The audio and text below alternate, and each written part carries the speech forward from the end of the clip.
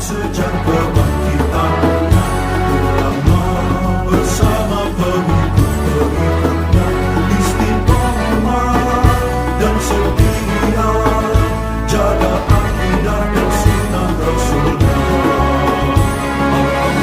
Alhamdulillah segala puji baginya, ulama bersama pengikut-pengikutnya istiqomah dan setia, menjaga agama Nusa dan bangsa. Mari kuatkan niat kita, kita bulatkan tekad kita, terus lanjutkan amal kita, mengembangkan khidmat kita. Alhamdulillah wassalatu wassalamu ala sayyidina Muhammadir Rasulillah wa ala alihi wa ashabihi wa man tabi'a hudahu wa jama'atah wa la hawla wa la quwwata illa billah. Amma ba'du. Keluarga besar Abi Haji Nasruddin yang sama-sama kita muliakan, Ustaz Haji Ahmad Nasir, Bang Haji Rohmani, Ustaz Haji Matroji Alwi, dan segenap jamaah Hifdzul Amal yang dirahmati oleh Allah. Amin. Alhamdulillah, malam hari ini kita melanjutkan kembali pengajian kitab tafsir. Mudah-mudahan apa yang akan kita baca menjadi ilmu yang bermanfaat di dunia wal akhirah. Amin ya rabbal alamin. Surah Al-Baqarah ayat 150 berapa tuh? 157 sekarang. Masih melanjutkan rangkaian tentang ganjaran dan juga pahala serta kebaikan-kebaikan yang didapat untuk orang-orang yang sabar.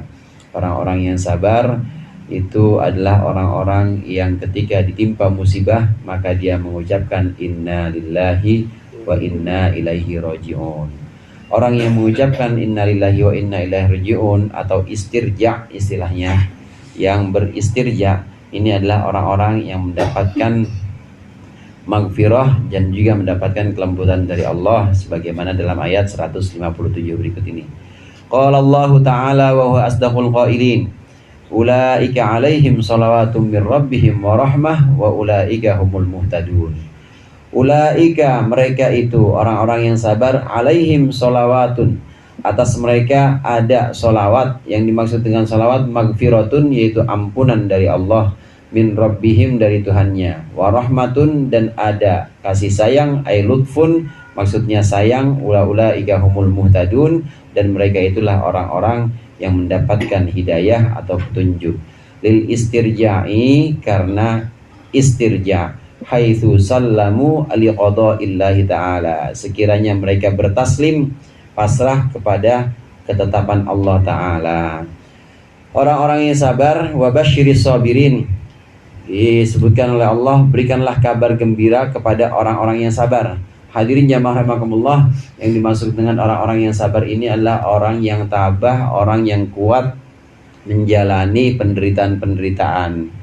Kita tahu sabar itu ada sabar menjalani penderitaan atau bala. Ini adalah sabar yang tingkatnya ini paling rendah. Kemudian ada sabar melaksanakan ketaatan. Ini lebih tinggi lagi, sabar ngaji, walaupun ngaji dipoyokin mulu, sabrawi lah, dipoyokin apa aja tetap dia ngaji. Kemudian sabar melaksanakan sabar menjauhi larangan-larangan Allah, atau sabar menjauhi keharaman-keharaman. Ini sabar yang paling tinggi. Nah, semua jenis kesabaran ini, orang-orang yang sabar akan mendapat balasan dari Allah. Ada banyak hadis-hadis yang menunjukkan balasan tentang orang-orang yang sabar. Di antaranya Rasulullah mengatakan untuk orang yang sabar itu kadang-kadang Allah berikan ganti. Seperti Ummu Salmah. Tahu Ummu Salmah, hadirin? Ummu Salmah itu satu dari beberapa istri Nabi. Ummu Salmah ini menikah dengan suaminya, namanya Abu Salmah. Suaminya meninggal. Suaminya meninggal, dapat suami yang lebih dibanding suami yang dulu, yaitu Rasulullah. Namanya dapat ganti. Yang begini enak nih dapat ganti ya. Iya, asal boleh aja sama adik iparnya, boleh sama anak-anaknya. Dapat ganti begitu ditinggal mati, begitu ditinggal oleh keluarga, maka digantikan yang lebih baik. Ini janji Allah untuk orang-orang yang sabar, kadang-kadang Allah berikan ganti. Atau ada juga Rasulullah menyebutkan nanti untuk orang-orang yang sabar ada di surga namanya Baitul Hamd. Baitul Hamd itu adalah rumah pujian. Baitul Hamdi, rumah pujian untuk orang-orang yang sabar. Ini diantara pahala balasan yang Allah berikan kepada orang-orang yang sabar. Lebih daripada itu, orang sabar itu janjinya akan diberikan oleh Allah sholawatun, yaitu maghfirah atau ampunan. Jamaah rahimakumullah, sholat jamaknya sholawat.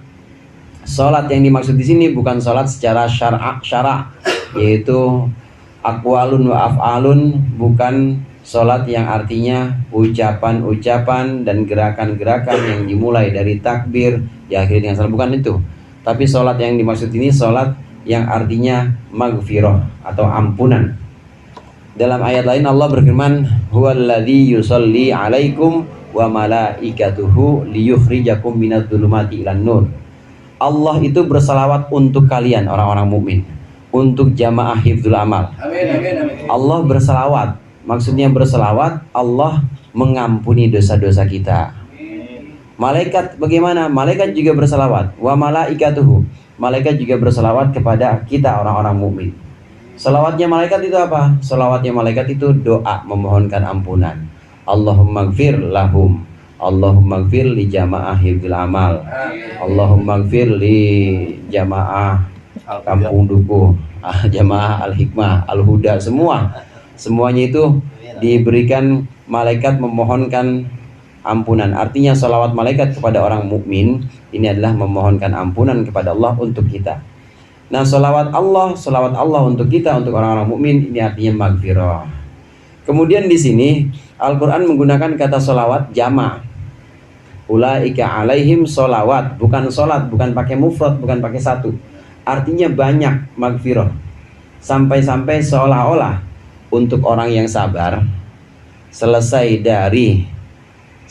dari dia menjalani kesabarannya, ibadah kesabarannya, menjauhkan larangan kesabarannya, menahan bala atau musibah, selesai dari itu semua dia bersabar dan dia ridho kepada ketentuan Allah, maka saking maghfirahnya banyak, dosanya udah hilang semua gitu. Amin. Begitu selesai dari musibah, udah selesai, udah mulai hilang kesedihan-kesedihan, itu dosa yang kemarin-kemarin sebelum ada musibah itu udah Allah ampuni. Kenapa demikian? Karena bentuknya jamak, bentuknya sholawat. Seolah-olah orang yang bisa lepas dari ujian, orang yang bisa lulus dari ujian-ujian, cobaan-cobaan dari Allah, dia bisa lulus, maka hadiah pertamanya itu adalah ampunan, bersih lagi ketika dia sudah lulus menjalani ujian dan dia hadapi dengan kesabaran, maka lulus, hadiahnya adalah maghfirah, yaitu ampunan. Udah bersih semuanya, nggak ada dosa-dosa lagi. Dulunya dia pernah dosa, pernah tinggal sholat misalnya, atau dia pernah melakukan yang Allah haramkan. Nah, begitu Allah kasih musibah, dia sabar, maka insya Allah itu udah menjadi penghapus bagi dosa-dosa dia semua. Karena saking banyaknya di sini sholawat, seolah-olah la tabqa, tidak lagi tersisa dzunubun lahum, tidak lagi tersisa dosa-dosa dari mereka ketika sudah lulus menjalani ujian-ujian atau melaksanakan ibadah-ibadah atau menjauhi larangan-larangan. Ini yang pertama, mendapat maghfirah dari Allah. Kemudian yang kedua, rahmah, mendapat kasih sayang dari Allah. Didahulukan maghfirah, saudara. Didahulukan sholawat dulu, ampunan dulu, setelah ampunan baru sayang. Ini mimba bitahalli ba'dat takhalli. Ini termasuk bab dari bersih-bersih dulu, habis bersih-bersih baru dihiasin. Kita kalau pengen dandanin rumah, itu pasti kita beresin dulu yang rusak-rusak. Beresin dulu yang rusak-rusak, genteng yang bocor diganti, tembok misalnya ada yang kurang bagus diganti juga atau dirombak. Nah, habis itu baru ngecat, baru kasih pajangan. Ya jangan belum apa-apa udah dicat, kasih pajangan, ternyata bocor. Ternyata masih ada tembok yang jelek, rombak lagi, nggak begitu. Maka harus didahulukan takhalli dulu. Takhalli itu artinya dibersihin dulu semuanya. Demikian juga Allah kepada orang-orang yang sabar, pada kita yang dalam kesabaran ini, Allah bersihkan dulu dosa-dosa kita, baru setelah itu rahmat Allah turun, baru setelah itu sayangnya Allah diberikan kepada kita. Memang urutannya begitu, urutannya dibersihkan dulu dosa-dosanya, nanti kalau dosa udah bersih baru rahmat Allah turun. Rahmat Allah itu apa? Banyak, bisa berupa rizki yang sifatnya materi, bisa berupa ketenangan hati, rohah atau ketenangan hati dalam segala keadaan kita tenang, bisa berupa ilmu, bisa berupa pengetahuan dan lain sebagainya, itu rahmat Allah. Bahkan bisa berupa kedekatan kita kepada Allah, karena kesabaran kita dikasih ampunan oleh Allah. Udah selesai ampunan, udah bersih, dikasih rahmat. Rahmatnya bisa kedekatan kita kepada Allah. Oleh karenanya orang-orang muqarrabin atau orang-orang yang didekatkan kepada Allah dari golongan para nabi, kemudian orang-orang soleh, inilah adalah orang-orang yang paling sabar dan orang-orang yang paling berat balaknya, paling berat cobaannya. Satu makalah disebutkan asyaddun nasi balaan al-anbiya tsummal auliya. Manusia yang paling berat cobaannya itu pertama adalah para nabi. Paling berat para nabi itu. Nabi Muhammad disambitin, dilemparin sama bocah kecil di emang suruhannya Abu Jahal itu. Ntar kalau ada orang namanya Muhammad datang ke sini, datang ke Taif, ya itu orang gila katanya.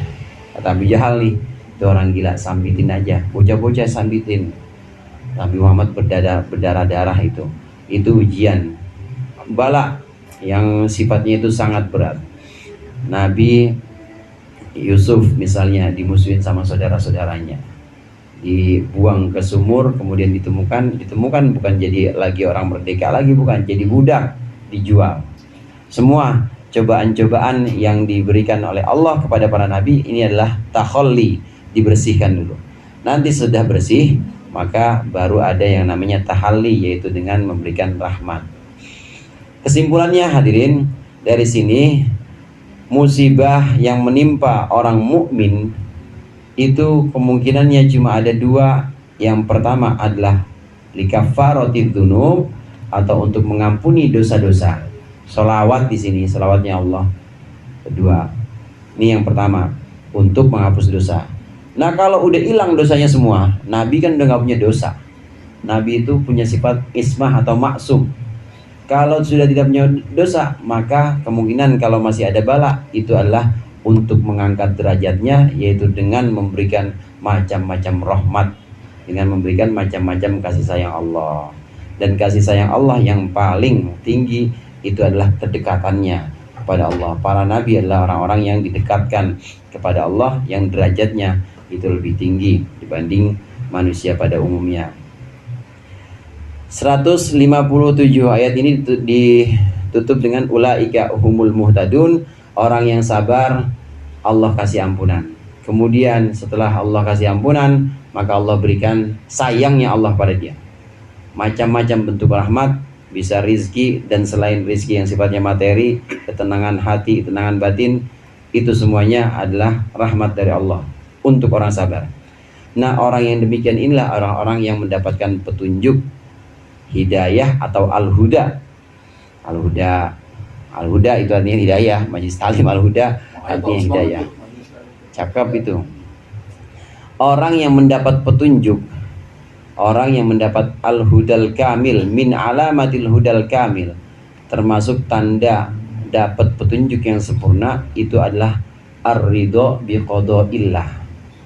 Tanda-tanda orang yang dapat petunjuk dan petunjuk yang sempurna itu adalah ridho kepada ketetapan Allah, kepada qada dan qadarnya Allah. Kembali ke kalimat istirja. Memang kalimat istirja inna lillahi wa inna ilaihi rajiun, itu yang pertama bagian inna lillahi itu kan ikrar. Ikrar kehambaan bahwa saya milik Allah. Juga ikrar tauhid bahwa cuma Allah Tuhan saya, inna lillahi itu. Jadi terserah Allah. Allah mau kasih saya kaya ya nggak apa-apa, Allah kasih saya duitnya kagak sedikit juga nggak apa-apa. Amin apa? Dua-duanya menang banyak kalau gitu bang. Allah kasih ketetapan yang kelihatannya perih juga nggak apa-apa. Allah kasih ketetapan yang menyenangkan juga nggak apa-apa. Karena innalillah, karena kita semua milik Allah. Cuma Allah yang punya kita.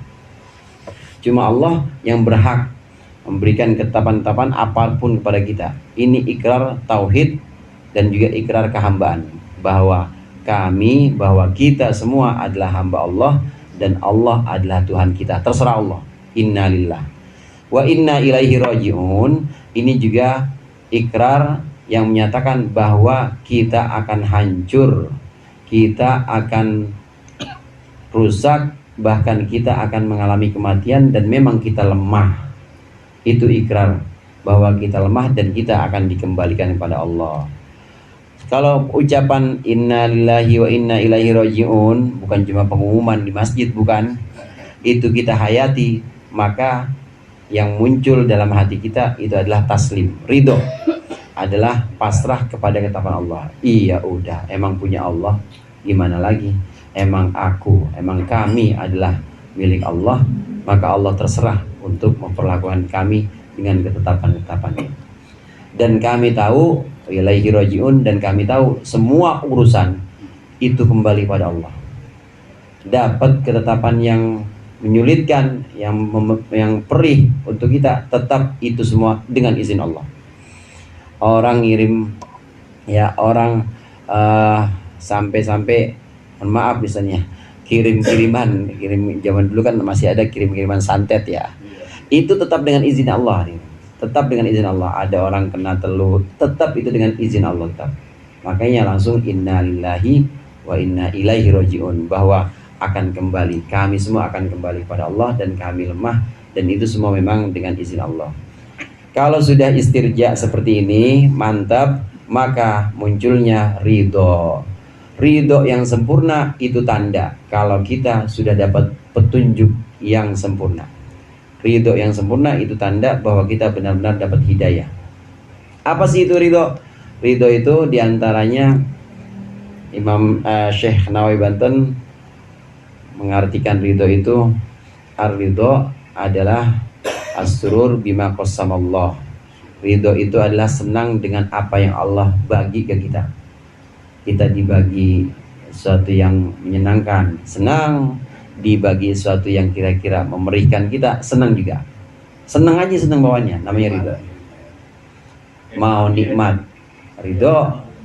Senang, mau musibah, kita senang juga. Nggak pernah komplain. Boro-boro komplain, minta pindah aja enggak, itu namanya ridho. Minta pindah aja enggak. Ulama lain mengatakan ridho itu sururul qalbi bima qadallahu walau murran. Senangnya hati kita terhadap apa yang sudah Allah tentukan buat kita, meskipun pahit. Senang aja, itu namanya ridho. Meskipun pahit.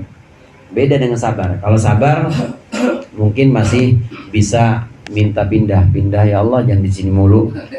Asal dia nggak cerita ke orang aja, asal dia nggak ngeluh sama orang, dia ngeluhnya cuma sama Allah, sabar itu namanya. Orang nggak pindah-pindah, miskin mulu, miskin, bangun malam banjir mulu, bangun malam minta, ya Allah saya minta rumah yang nggak kebanjiran lagi. Asal dia ceritanya bukan ke lurah, bukan ke camat, ceritanya cuma Allah, kepada Allah, maka keluhan itu masih diperbolehkan, namanya orang sabar. Lebih tinggi dari sabar, ridho. Kalau kita udah latihan sabar, kemudian ridho udah nggak pernah minta lagi, udah nggak minta pindahin rumah lagi, udah nggak minta ya Allah kasih rumah yang enggak, udah seneng aja, seneng karena yang dia lihat adalah siapa yang bagi ini rumah, siapa yang ngasih ketetapan ini, Allah.